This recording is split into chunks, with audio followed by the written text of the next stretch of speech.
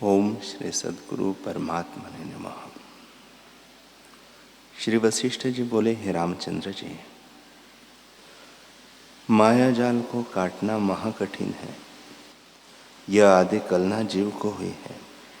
जो कोई इसमें सद्बुद्धि करता है वह जैसे पखेरु जाल में फंसा हुआ निकल नहीं सकता, वैसे ही अनात्म अभिमान से निकल नहीं सकता। हे रामचंद्र जी, फिर मेरे वचन सुनो, क्योंकि जैसे मेघ का शब्द मोर को प्रिय लगता है, मैं वैसे ही मेरे वचन तुमको प्रिय लगते हैं। मैं भी तुम्हारे हित के निमित्त कहता हूँ, उपदेश करता हूँ। रघुकुल का ऐसा गुरु कोई नहीं हुआ जो शिष्य का संशय निवृत्त न करे। हे रामचंद्र जी, मेरा शिष्य भी ऐसा कोई नहीं हुआ जो मेरे उपदेश से न जागा हो। इस निमित्त मैं तब ध्यान आदि को भी त्याग कर तुम्हें जगाऊंगा। इस समय तुमको उपदेश करता हूं। हे रामचंद्र जी, शुद्ध आत्मा में जो अहंभाव हुआ है और जो कुछ अहंकार से भासित होता है वह मिथ्या है। इसमें कुछ सत्य नहीं। जो इसका साक्षीभूत ज्ञान रूप है वह सत्य है, उसका कदापि नाश नहीं होता। जो वस्तु स्फुरण से उपजती है वे नाशवान है। यह बात तो बालक भी जानते हैं। जो सत्य है वह सत्य नहीं होता और जो वस्तु असत है वह सत्य नहीं होता। जैसे रेत से घृत निकालना असत है अर्थात कदापि नहीं निकलता, ऐसे जैसे एक मेंढक के लाख कण करिए अथवा शिला पर घिसिए, पर जब उस पर वर्षा होती है तब सब कण मेंढक हो जाते हैं। हे रामचंद्र जी, तो वे मेंढक तब उत्पन्न हुए जब उनमें सत्यता थी। इससे सत्य का कदापि नाश नहीं होता और असत्य का सद्भाव कदापि नहीं होता। हे राघव, सद ब्रह्म की भावना करो। जो ब्रह्म की भावना करता है वह ब्रह्म ही होता है। जैसे घृत में घृत, दूध में दूध और जल में जल मिल जाता है, वैसे यह जीव भावना करके चिद घन ब्रह्म के साथ एक हो जाता है और उसकी जीव संज्ञा निवृत्त हो जाती है।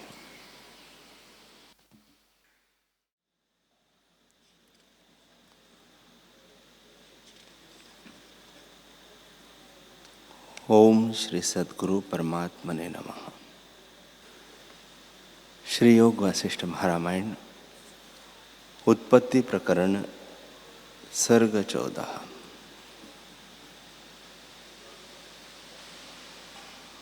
श्री वशिष्ठ जी बोले, हे रामचंद्र जी,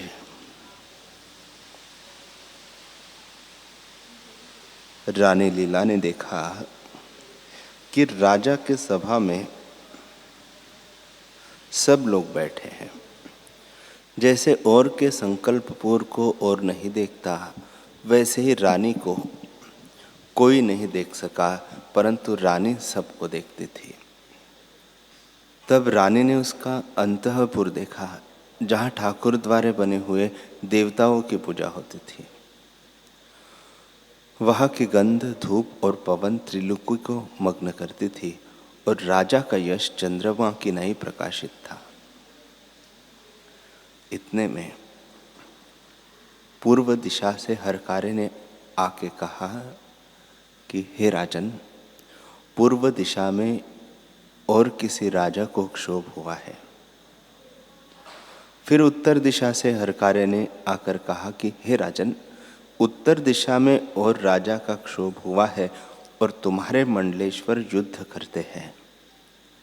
इसी प्रकार दक्षिण दिशा की ओर से भी हरकार आया और उसने भी कहा कि और राजा का क्षोभ हुआ है, और पश्चिम दिशा से हरकार आया, उसने कहा कि पश्चिम दिशा में भी क्षोभ हुआ है।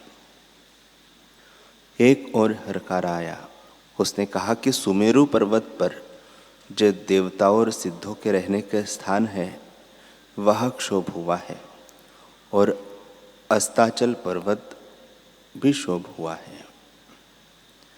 तब जैसे बड़े मेघ आवे वैसे ही राजा की आज्ञा से बहुत सी सेना आई। रानी ने बहुत से मंत्री, नंद आदि टहलुए, ऋषीश्वर और मुनीश्वर वहां देखे। जितने भृत्य थे वे सब सुंदर और वर्षा से रहित श्वेत बादरों की नाई वस्त्र पहने थे। और बड़े वेद पाठी ब्राह्मण देखे, जिनके शब्द से नगारे के शब्द भी सूक्ष्म भासते थे। हे रामचंद्र जी, इस प्रकार ऋषीश्वर, मंत्री, टहलुए, बालक उसने देखे। सो पूर्व और अपूर्व दोनों देखती भई और आश्चर्यमान हो चित्त में यह शंका उपजी कि मेरा भरता ही मुआ है, वह संपूर्ण जगत मृतक हुआ है, जो ये सब परलोक में आए हैं। तब क्या देखा कि मध्याह्न का सूर्य शीश पर उदित है और राजा सुंदर 16 वर्ष का प्रथम की जरावस्था को त्याग कर नूतन शरीर को धारे बैठा है। ऐसे आश्चर्य को देख के रानी फिर अपने गृह में आई। उस समय आधी रात्रि का समय था। अपने सहेलियों को सोई हुई देख जगाया और कहा कि जिस सिंहासन पर मेरा भरता बैठता था उसको साफ करो, मैं उसके ऊपर बैठूंगी और जिस प्रकार उसके निकट मंत्री और भृत्यान बैठते थे उसी प्रकार आवे। इतना सुनकर सहेलियों ने जाकर बड़े मंत्री से कहा और मंत्री ने सबको जगाया और सिंहासन झड़वा कर मेघ किनाई जल की वर्षा की। सिंहासन पर और उसके आसपास वस्त्र बिछाए और मशाले जलाकर बड़ा प्रकाश किया। जगह जैसे अगस्त्य मुनि ने समुद्र को पान किया था, वैसे ही अंधकार को प्रकाश ने जब पान कर लिया, तब मंत्री, टहलुए, पंडित, ऋषीश्वर, ज्ञानवान जितने कुछ राजा के पास आते थे, वे सब सिंहासन के निकट बैठे और इतने लोग आए हैं मानो प्रलय काल में समुद्र का क्षोभ हुआ है। जल से पूर्ण प्रलय हुई सृष्टि मानो पुनः उत्पन्न हुई है। लीला इस प्रकार मंत्री, टहलुए, पंडित और बालकों को भरता बिना देखकर बड़े आश्चर्य को प्राप्त हुई कि एक आदर्श को अंतर बाहर दोनों ओर देखती है।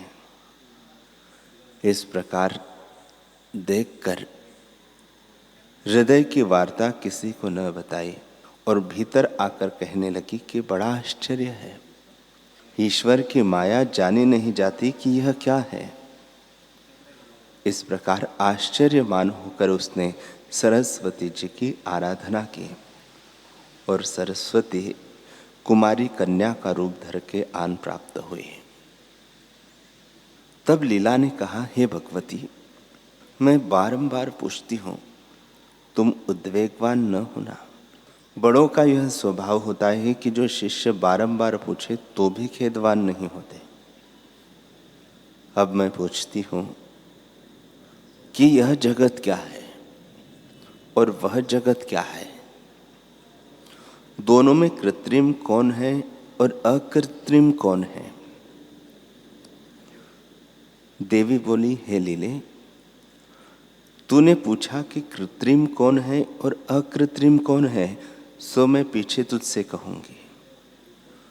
लीला बोली, हे देवी, जहाँ तुम हम बैठे हैं वह कृत्रिम है और वह जो मेरा भरता का स्वर्ग है सो कृत्रिम है।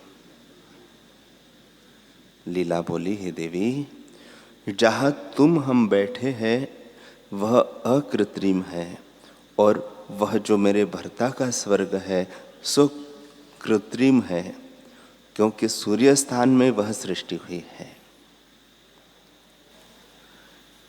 देवी ने कहा, हे लीले, जैसा कारण होता है वैसे ही कार्य होता है। जो कारण सत होता है तो कार्य भी सत होता है, और सत से असत नहीं होता, और असत से सत भी नहीं होता, और न कारण से अन्य कारण होता है। इससे जैसे यह जगत है वैसे ही वह जगत भी है। इतना सुनकर फिर लीला ने पूछा,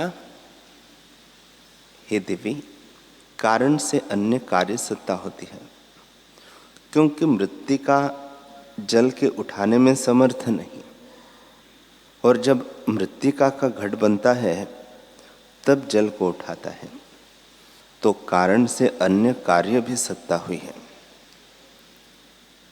देवी बोली, हे लीले, कारण से अन्य कार्य की सत्ता तब होती है जब सहाय्य कार्य भिन्न होता है।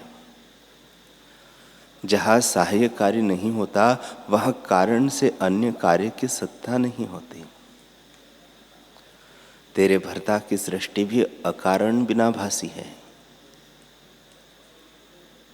जिसका जीव पूर्वष्टक आकाश रूप था, वहाँ न कोई समवाय कारण था और न निमित्त कारण था। इससे उसको कृत्रिम कैसे कहिए? जो किसी का किया हो तो कृत्रिम हो, पर वह तो आकाश रूप पृथ्वी आदि तत्वों से रहित है। जो समवाय कारण ही न हो तो उसका निमित्त कारण कैसे हो? इससे तेरे भर्ता का सर्ग अकारण है। लीला ने पूछा, हे देवी, उस सर्ग की जो संस्कार रूप स्मृति है सो कारण क्यों न हो? देवी बोली, हे लीले, स्मृति तो कोई वस्तु नहीं है। स्मृति आकाश रूप है। स्मृति संकल्प का नाम है, सो वह भी संकल्प आकाश रूप है और कोई वस्तु नहीं। वह मनोराज रूप है, उससे उसकी सत्ता भी कुछ नहीं, केवल आभास रूप है। लीला बोली, हे महेश्वरी, यदि वह संकल्प मात्र आकाश रूप है तो जहां हम तुम बैठे हैं वह भी वही है, तो दोनों तुल्य है। देवी बोली, हे लीले, जैसा तुम कहती हो वैसा ही है। अहम त्वम इदम यह वह संपूर्ण जगत आकाश रूप है और भ्रांति मात्र भासता है, उपजा कुछ नहीं।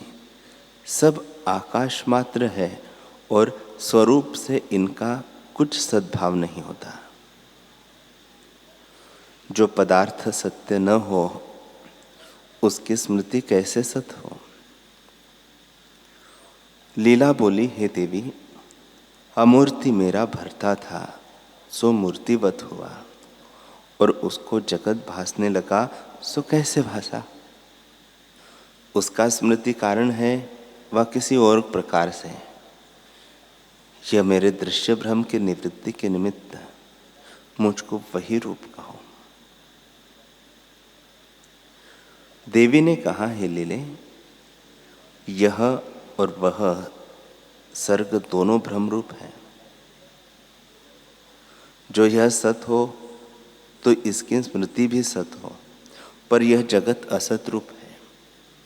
जैसे यह भ्रम तुमको भासा है सो सुनो।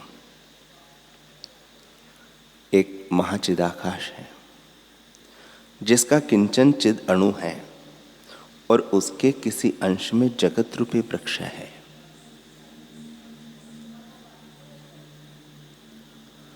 सुमेरु उस वृक्ष का थंब है, सप्तलोक डाली है, आकाश शाख है, सप्त समुद्र उसके रस है और तीनों लोक फल है। सिद्ध, गंधर्व, देवता, मनुष्य और दैत्य रूप मच्छर उसमें रहते हैं और तारांगण उसके फूल है। उसी वृक्ष के किसी छिद्र में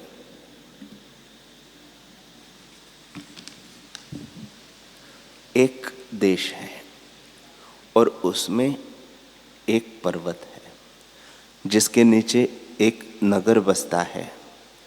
वहाँ एक नदी का प्रवाह चलता है और वशिष्ठ नामक एक ब्राह्मण जो बड़ा धार्मिक था वहाँ सदा अग्निहोत्र करता था।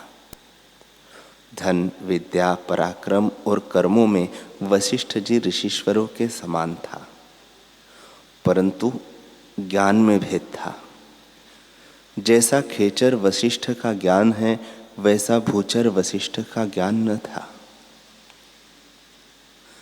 उसकी स्त्री का नाम अरुंधति था।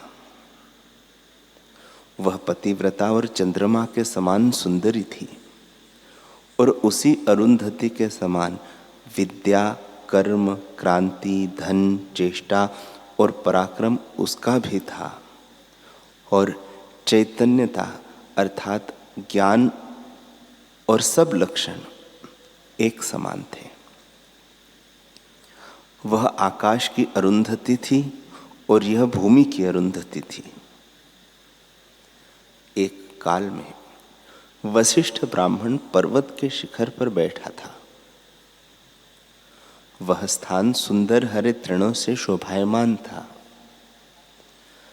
एक दिन एक अति सुंदर राजा नाना प्रकार के भूषणों सहित भूषित परिवार सहित उस पर्वत के निकट शिकार खेलने के निमित्त चला जाता था। उसके शीश पर दिव्य चमर होता, ऐसा शोभा देता था मानो चंद्रमा की किरणें प्रसर रही है और शीश पर अनेक प्रकार के छत्रों की छाया मानो रूपे का आकाश विदित होता था। रत्नमणि के भूषण पहरे हुए मंडलेश्वर उसके साथ थे और हस्ती, घोड़े, रथ और पैदल चारों प्रकार की सेना जो आगे चलती थी उसकी धूली बनकर उनकी धूली बादल होकर स्थित हुई। निदान नौबत नगारे बजते हुए राजा की सवारी जाती देख के वशिष्ठ ब्राह्मण मन में चिंतन करने लगा कि राजा को बड़ा सुख प्राप्त होता है, क्योंकि सब सौभाग्य से राजा संपन्न होता है। इस प्रकार राज्य मुझको भी प्राप्त हो। तब तो वह यह इच्छा करने लगा कि मैं कब दिशाओं को जीतूंगा और मेरे यश से कब दशों दिशा पूर्ण होंगी। ऐसे छत्र मेरे शीश पर कब ढुरेंगे, चारों प्रकार की सेना मेरे आगे कब चलेगी। सुंदर मंदिरों में सुंदरी स्त्रियों के साथ मैं कब विलास करूंगा और मंद मंद शीतल पवन सुगंधता के साथ कब स्पर्श होगा। हे लीले, जब इस प्रकार ब्राह्मण ने संकल्प को धारण किया और जो अपने स्वकर्म थे सो भी करता रहा कि इतने में ही उसको जरावस्था प्राप्त हुई। जैसे कमल के ऊपर बर्फ पड़ती है तो कुम्हिला जाता है, वैसे ही ब्राह्मण का शरीर कुम्हिला गया और मृत्यु का समय निकट आया। जब उसकी स्त्री भर्ता की मृत्यु निकट देख के कष्टवान हुई तो उसने मेरी आराधना जैसे तूने की है और भर्ता की अजर अमरता को दुर्लभ जान के मुझसे वर मांगा कि हे देवी, मुझको यह वर दे कि जब मेरा भर्ता मृतक हो तब इसका जीव बाह्य न जावे। तब मैंने कहा ऐसा ही होगा। हे लीले, जब बहुत काल व्यतीत हुआ तो ब्राह्मण मृतक हुआ, पर उसका जीव मंदिर में ही रहा। जैसे मंदिर में आकाश रहता है वैसे ही मंदिर में रहा। हे लीले, जब वह आकाश रूप हो गया तब उसकी पुर्यष्टक में जो राजा का दृढ़ संकल्प था, इसलिए जैसे बीज से अंकुर निकल आता है वैसे ही वह संकल्प आन भुरा और उससे वह अपने को त्रिलोकी का राजा और परम सौभाग्य संपन्न देखने लगा कि दशों दिशा में मेरे यश से पूर्ण हो रही है। मानो यश रूपी चंद्रमा की यह पूर्णमासी है। जैसे प्रकाश अंधकार को नाश करता है, वैसे ही वह शत्रु रूपी अंधकार का नाश करता प्रकाश हुआ और ब्राह्मणों के चरणों का सिंहासन हुआ, अर्थात ब्राह्मणों को बहुत पूजने लगा। निदान अर्थियों को कल्प वृक्ष और स्त्रियों को कामदेव इत्यादि जो सात्विक और राजसिक गुण है उनसे संपन्न हुआ। पर उसकी स्त्री उसको मृतक देखकर बहुत शोकवान हुई। जैसे जेठ आषाढ़ की मंजीरें सूख जाती है, वैसे ही वह सूख गई और शरीर को छोड़ के अंतवाहक शरीर से अपने भर्ता को वैसे ही जा मिली जैसे नदी समुद्र को जा मिलती है। और ब्राह्मण के पुत्र धन संयुक्त अपने गृह में रहे। उस ब्राह्मण को मृतक हुए अब 8 दिन हुए हैं कि वही वशिष्ठ ब्राह्मण तेरा भर्ता राजा पद्म हुआ। अरुंधति उसकी स्त्री तू लीला हुई। जितना कुछ आकाश, पर्वत, समुद्र, पृथ्वी और त्रिलोकी है, सो वशिष्ठ ब्राह्मण के अंतःपुर के एक कोने में स्थित है। वहां तुमको 8 दिन व्यतीत हुए हैं और अभी सूतक भी नहीं गया, पर यहाँ तुमने 60 सहस्त्र वर्ष राज्य करके नाना प्रकार के सुंदर भोग भोगे हैं। हे लीले, जिस प्रकार तूने जन्म लिया है सो मैंने सब कहा है, पर वह क्या है सब भ्रम मात्र है। जितना कुछ जगत तुमको भासता है सो आभास मात्र है, संकल्प से फुरता है, वास्तव में कुछ नहीं है। हे लीले, जो यह जगत सत न हुआ तो इसकी स्मृति कैसे सत्य हो। तुम, हम और सब उसी ब्राह्मण के मंदिर में स्थित है। लीला बोली, हे देवी, तुम्हारे वचन को मैं असत कैसे कहूं, पर जो तुम कहती हो कि उस ब्राह्मण का जीव अपने गृह में ही रहा, वहां हम तुम बैठे हैं और देश देशांतर, पर्वत, समुद्र, लोक और लोकपाल सब जगत उसी गृह में है, तो वह उसमें समाते कैसे है। ये वचन तुम्हारे ऐसे हैं जैसे कोई कहे कि सरसों के दाने में उन्मत्त हाथी बांधे हुए हैं, सिंहों के साथ मच्छर युद्ध करते हैं, कमल के डोडे में सुमेरु पर्वत आया है, कमल पर बैठकर भ्रमर रसपान कर गया और स्वप्न में मेघ गरजता है, चित्रामणि के मोर नाचते हैं और जागृत की मूर्ति के ऊपर लिखा हुआ मोर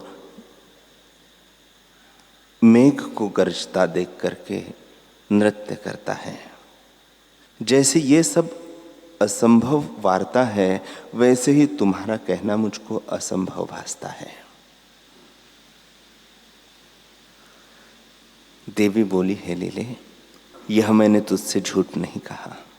हमारा कहना कदाचित असत नहीं, क्योंकि यह आदि परमात्मा की नीति है कि महापुरुष असत नहीं कहते। हम तो धर्म का प्रतिपादन करने वाली हैं। जहाँ धर्म की हानि होती है वहाँ हम धर्म प्रतिपादन करती है, और जो हम धर्म का प्रतिपादन न करें तो धर्म को और कैसे माने।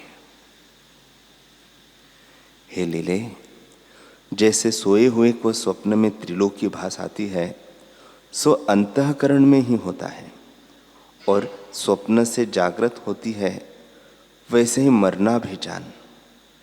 जब जहाँ मृतक होता है वही जीव पुर्यष्टक आकाश रूप हो जाता है और फिर वासना के अनुसार उसको जगत भास आता है।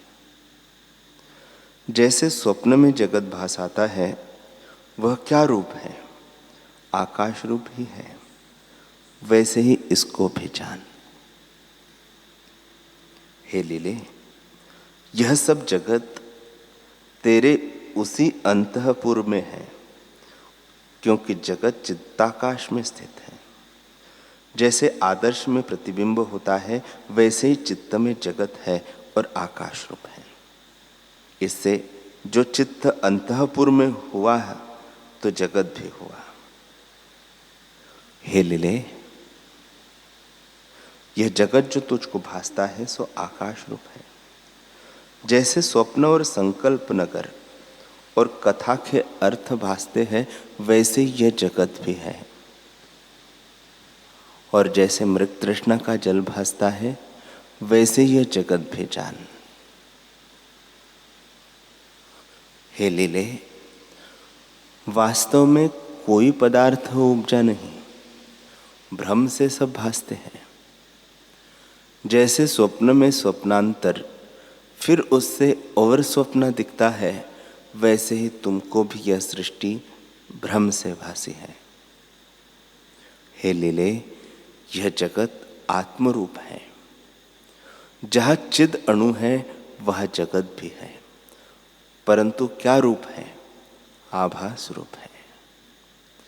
जैसे वह आकाश रूप है, वैसे यह जगत भी आकाश रूप है। जिस प्रकार यह चेतता है उसी प्रकार हो भासता है, इससे संकल्प मात्र है। जैसे स्वप्नपुर भासता है और जैसे संकल्प नगर होता है, वैसे ही यह जगत है। जैसे मरुस्थल की नदी के तरंग भासते हैं, वैसे ही यह जगत भासता है। इससे इसकी कल्पना का त्याग करो। इतना सुन फिर लीला ने पूछा, हे देवी, उस वशिष्ठ ब्राह्मण को मरे 8 दिन बीते हैं और हमको यहाँ 60 सहस्त्र वर्ष बीते हैं। यह वार्ता कैसे सच जानी है? थोड़े काल में बड़ा काल कैसे हुआ?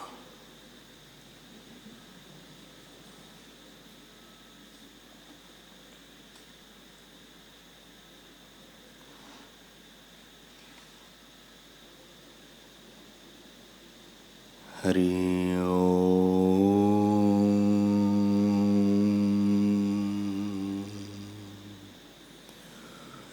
हरि